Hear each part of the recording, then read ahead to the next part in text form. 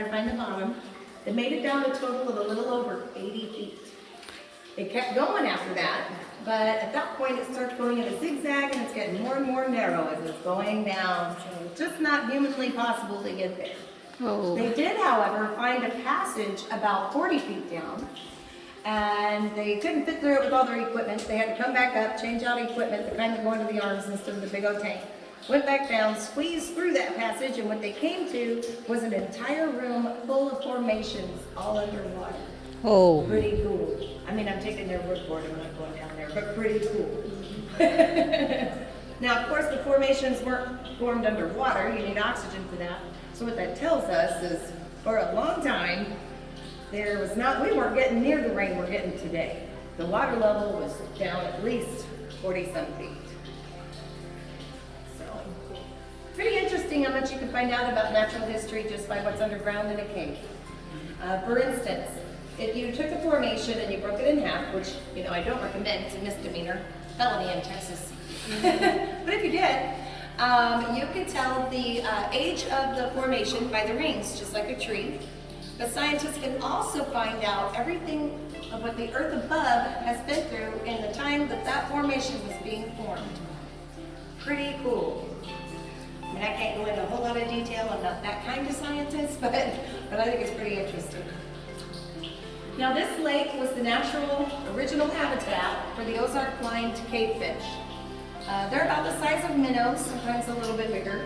They're translucent in color, and obviously they're blind. However, one of our previous owners, back in the 50s, thought it would be a super cool idea to put trout in the cave lake. Because that's so natural and all, right? So yes, they ate all of our blind cavefish, which is a real shame, because today the Ozark blind cavefish are endangered. That's what happens when they mess with nature. They actually restocked the lake with trout every 5 to 7 years, up until about 15 to 20 years ago they finally stopped. So there's no trout, no fish at all in our lakes. We still have blind salamanders here and there, but they're really hard to find right now. They're usually in mud pits and the water level in there is a little high to see them. But anyway, the trout actually did okay in here. The tourists would feed them cat food from here, because that's so natural too. But they would have to restock because every time the cave would flood a little bit, the trout would find their way out the drain all the way to the chicken farm down the road. That's some Shawshank Redemption stuff right there. Pretty impressive. But the farmer knew for a fact that they were from here because they were blind and they were white. So even though they're normal trout when they put them in, within a couple months, they do go blind and lose their coloring, just like we would if we stayed in the dark that long. We would look creepy. I hold on to a hope that the Ozark blind cavefish will find their way in from other cave systems. Nature does sometimes have a way of replenishing itself, fixing itself, so it may not happen in my lifetime, but I will always hold on to that hope. Any questions about South Lake? Look at your head. All right. Move right along. Can we take a picture of that?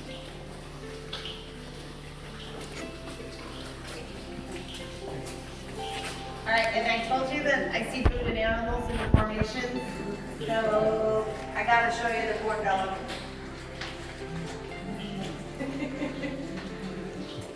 Yep, it's so dark. Got a corn dog, it's about to be eaten by a shark.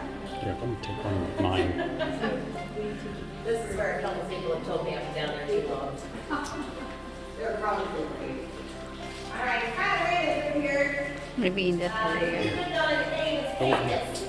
And we have a very loving cave. And I promise that we are short hands past.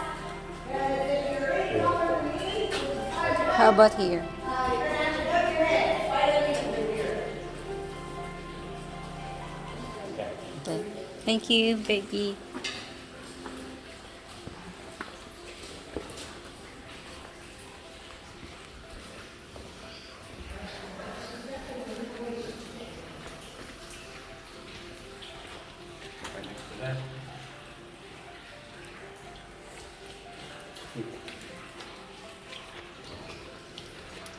Baby, come here. Here.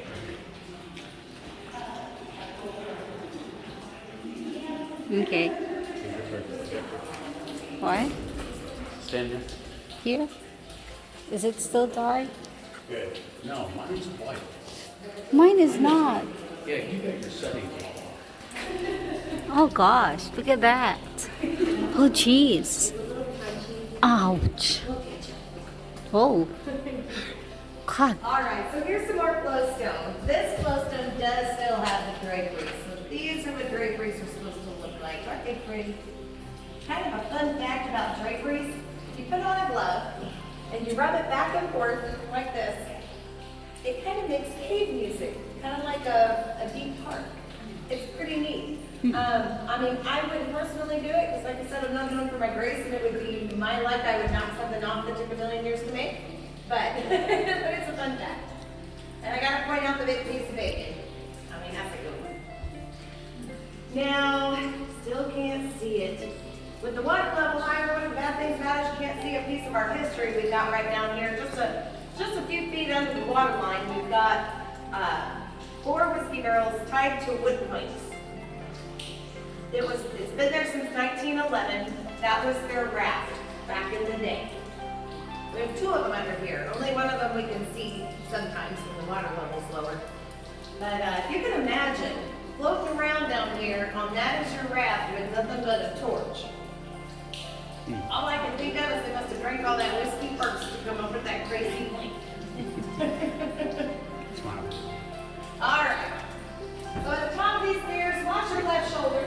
And then we're going to go around the rock that the owner calls Hugging Rock. How about you? But a lot of my tours Smile. named it. It's Suck It In Rock. It's Bend Over Rock, Yoga Rock. This is better. I put like Names here. inappropriate to repeat. I click here. You'll see what I mean. Okay, I'll look down there. I'll see what I see. What do you see? No, I didn't see anything. It's too dark. You take picture, my love. I did. Did you take video? How about for you taking video? Is it still clear? Oh, yeah. Oh, why? Why mine is not that clear enough? Come here. What's your steps?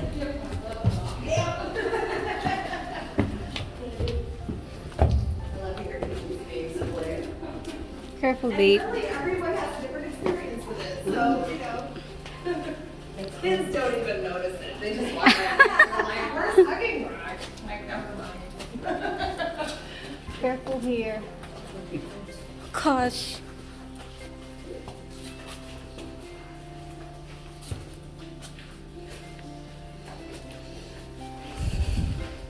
So this is the ghost room.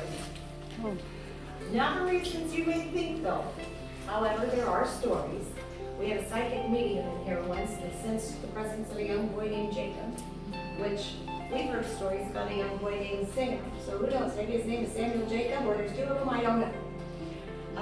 Also, sometimes you'll smell like cigar smoke in here. It's like which, this. No one's smoking cigars down here. And also, sometimes it'll feel like this room's a little bit cooler than the rest of I the don't know why. I don't know why. Anyway, that's not why it's Flash called the on. ghost room. We do, however, have a headless skeleton. Right? No, I don't have His the neck and time. his torso and his legs. I just set up His 2 head was recently options. discovered right over here. Don't wanna blind you with my light, but there's his head. What? The skeleton head. And this is a creepy picture in itself, because you got the skeleton head, the alien head, the face coming out of the rock, and the zombie dude. Gotta have a zombie dude. And then we got ghosts and ghouls coming out of the glowstone here, and a creepy doll head. And you have to be on this side to see it, but if you want to see our little Grim Reaper peeking around right up there. Even has a candle in front of him. And of course, every ghost room should have a coffin. Now, before 1993, there used to be airflow that came through at the top of this glowstone here. It sounded like moaning sounds. Sometimes even sounded like voices coming through. So that's why they named it the ghost room. Got a flashlight. The rest is just kind of coincidence and imagination, obviously. But now I say before 93 because before 93, that was the only way airflow could come through. this opening wasn't there. That was a wall. But since there's airflow coming through, there must be space on the other side. So he originally started his dig on the other side of the coffin here, but didn't make it very far. Decided he should probably dig along the fault line. Those words, just saying those words doesn't sound right, does it? But anyway, after a lot of hard work, a lot of digging, and a little bit of dynamite, he finally broke through and he made a pretty amazing discovery. It was such a big discovery, it was on national news. CBS was here, a couple other stations. Our cave is also in 2 IMAX films. One is Amazing Caves, and the other one is Ozark's Legacy and Legends, which still plays in Branson. Now, not only did he discover well over 1,000 more feet of cave, he also discovered another bottomless lake. But the coolest thing about his discovery is that no human being ever in its existence ever stepped foot into it till '93 when he did. So, there is no human destruction. Everything is pristine and exactly how it should be. Wow. He really didn't want to develop through there at first just because he didn't want to mess that up. So he became the first wild cave tour offered in Arkansas, and would just take people back there after hours with helmets and headlamps and gloves and stuff. But after a while, he started feeling bad. Not everyone can do a wild tour. And so he thinks everyone should be able to see what a cave is supposed to look like. So he finally gave us a path just far enough to where I can light up and show you the coolest room in the house. You ready to see it? Yep. All right, did I build that up good? Yeah. All right, so we are going through a passage. You're gonna have to crouch over a little bit, some more than others. Watch your head all the way through, even at the other end when you think your head's safe, still watch your head. If you're wearing a cap, I just suggest turning it backwards or being extra careful. You got that blind spot, it seems to get you every time. If you need to touch the rocks on the sides to keep your footing, go for it. Safety first, and there's really nothing too sacred through here, it's just rock and mud. And watch your footing on the way in, there's a nice little puddle. Gosh. Oh. Oh, God. Duko pa more. Oh, wow. Gosh. It's not slippery. It looks slipperier than it is. Or if that's a word, more slippery than it is. I'm gonna have you stop right there. I think that'll be enough room for everybody. Okay.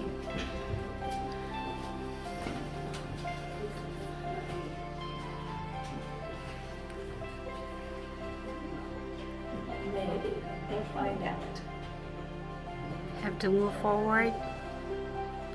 Move forward na lang. I don't know yet. Be at my back. I think we're good. Is everyone